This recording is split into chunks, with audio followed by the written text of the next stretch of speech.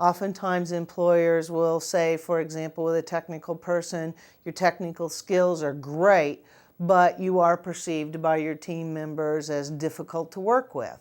Well, if the time comes that that manager has to pick someone to be downsized, they're going to downsize the person that's most difficult to work with. I don't care what employers say. If they get a chance to get rid of someone who is difficult to work with, they will. Now, that's not always the reason, but it is oftentimes the motivation for the manager because it's a problem that they can eliminate from their workplace or their particular department. Don't complain about other coworkers and work situations to other coworkers. If you're having a problem, discuss it with your immediate supervisor. Also, leave your personal problems at home. Most people, in fact all of us, including myself, can always work on our interpersonal skills. We can always learn to improve some aspect of how we communicate and interact and work with others, whether it's, as a team or just as one-on-one individuals.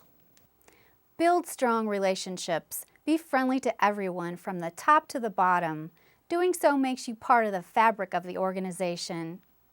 Business is a people thing in almost every case, and so how people work depends a lot on how they get along and how they feel about themselves, how they feel about each other, and dealing between supervision and amongst the people and employees themselves is really essential to harmonizing and making things efficient, and people just working with a good attitude and enthusiasm rather than just barely trying to get by.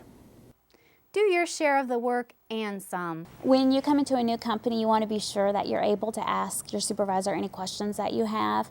They want you to succeed just as much as you want to succeed. So if you have questions about what sort of things you can do, then you can ask that person. It's always a good idea to go and say, I need more work to do, rather than sit there doing nothing. That's going to make you look a lot better. It's going to make your supervisor look a lot better, and it's going to help the company. Make sure to finish tasks and projects on time or a little early. We mentioned arriving to work early, but also stay late when needed.